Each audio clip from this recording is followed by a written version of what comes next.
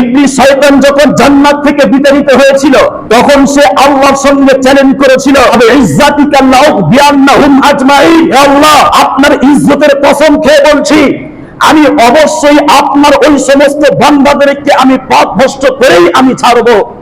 তো ইবলিস শয়তান যখন কসম খেয়েছে যে আমি বান্দাদেরকে গোমরাহ করেই ছাড়বো, তার তো গোমরাহ করার জন্য কিছু হাতিয়ার প্রয়োজন হবে, সে তো আর নিজে নিজে আর গোমরাহ করতে পারবে না। তো হাতিয়ার স্বরূপ ইবলিস শয়তান তখন আল্লাহর কাছে 10টি জিনিস চেয়ে নিয়েছিল। 1 নম্বর ইবলিস শয়তান বলছে, আল্লাহ ইজআলনি বাইতান, আল্লাহ আমার কোন ঘরের ব্যবস্থা করে দেন, আমি দুনিয়াতে গিয়ে আমি থাকবো কোথায়, আমার একটি ঘর বানিয়ে দেন। আল্লাহ পাক তখন বলছেন, ঠিক আছে তোর ঘরের প্রয়োজন, তোর আমি ঘরের ব্যবস্থা করে দিলাম, দুনিয়াতে গিয়ে তোর ঘর হবে বাইতুকা আল হাম্মাম, তার মানে ওই বাথরুমের যে নোংরা আবর্জনা জায়গা এটা হলো তোর থাকার ঘর, এইখানে তুই থাকবি। তারপর শয়তান ইবলিস আবার আল্লাহর কাছে বলছে, ইজআলনি মাজলিসান, আল্লাহ আমার কোন বৈঠকখানার ব্যবস্থা করে দেন, পৃথিবীতে গিয়ে আমি বসবো কোথায়। তখন আল্লাহ পাক বলছেন, মাজলিসুকা আসুক, তোমার মজলিস তোমার বৈঠকখানা হবে ওই বাজার আর রাস্তার মোড়, ওটা হবে তোমার বৈঠকখানা। চায়ের দোকানে যে সমস্ত মানুষ বসে থাকবে ওই মোড়ের আড্ডাখানা জায়গারা, আড্ডাখানায় যারা বসে থাকবে তাদের কাছে গিয়ে তুমি তাদেরকে গীবতে গেল্লায় লিপ্ত করে দেবে, এটাই হবে তোমার বৈঠকখানা। 3 নম্বর শয়তান ইবলিস আবার আল্লাহর কাছে বলছে, আল্লাহ ইজআলনি মুআজ্জিনান, আমার একটি মুয়াজ্জিন ঠিক করে দাও। এখানে মুয়াজ্জিন বলতে আহ্বানকারীকে বোঝানো হয়েছে, যে আমি কিসের মাধ্যমে আমি মানুষদেরকে আমার দিকে আকৃষ্ট করব, সেরকম একটি ব্যবস্থা করে দাও।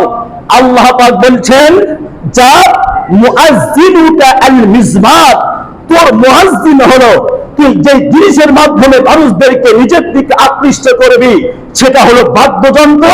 বাদ্যযন্ত্র আমি তোকে দিলাম, বাদ্যযন্ত্রের মাধ্যমে তুই মানুষদেরকে নিজের দিকে আকৃষ্ট করবি। তারপর ইবলিস শয়তান আবার বলছে, ইজআলনি কুরআনান, ইয়া আল্লাহ আমার একটি কুরআন দাও। কোরআন বলতে এখানে পাঠ্যবস্তুকে বোঝানো হয়েছে।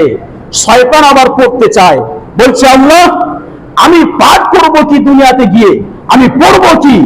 তো আল্লাহ পাক বলছেন, ঠিক আছে আমি তোর পাঠ করার জন্য দিলাম আশ-শি'রু, কিছু রিওয়ায়াতের মধ্যে এসেছে আল গিনাউ, তার মানে অশ্লীল গান বাজনা আর অশ্লীল কবিতা, এগুলোই হলো তোর কোরআন, এগুলো হলো তোর পাঠ্যবস্তু। এই হাদিস দ্বারা আমরা বুঝলাম যে অশ্লীল গান বাজনার মাধ্যমে, অশ্লীল কবিতার মাধ্যমে শয়তান মানুষদেরকে নিজের দিকে আকৃষ্ট করে থাকে। ইবলিস শয়তান এই গান বাজনার মাধ্যমে মানুষকে নিজের পথে আকৃষ্ট করে। যেমন আযানের মাধ্যমে আপনাদেরকে আল্লাহর ইবাদতের দিকে আহ্বান করা হয়, ইবলিস শয়তান ওই রকম গান বাজনার মাধ্যমে ইমানদার মানুষদেরকে নিজের দিকে আকৃষ্ট করে। বিশ্বনবী বলছেন, যখন কোন মানুষ প্রকাশ্যে গান করে তখন আল্লাহ পাক তার জন্য 2টি শয়তান নিযুক্ত করে দেন। যত সময় পর্যন্ত গান শোনা, গান করা শেষ না হয় তত সময় পর্যন্ত 2টি সন্তান তার কাঁধের উপরে বসে, তার 2 কাঁধে বসে নাচানাচি করতে থাকে, আর শয়তান নিজের পায়ের গোড়ালি দিয়ে তার সিনার উপরে মারতে থাকে। এটা হয় কত সময় পর্যন্ত? গান গাওয়া বা গান করা যত সময় পর্যন্ত শেষ না হবে তত সময় পর্যন্ত নাচানাচি চলতে থাকে। তারপর ওই শয়তান 2টি ওই মানুষটির বন্ধু হয়ে যায়, আর মানুষের বন্ধু যখন কোনো শয়তান হয়ে যাবে তার ভয়াবহ পরিণাম কি হতে পারে আপনারা বুঝতে পারেন। মনে রাখবেন,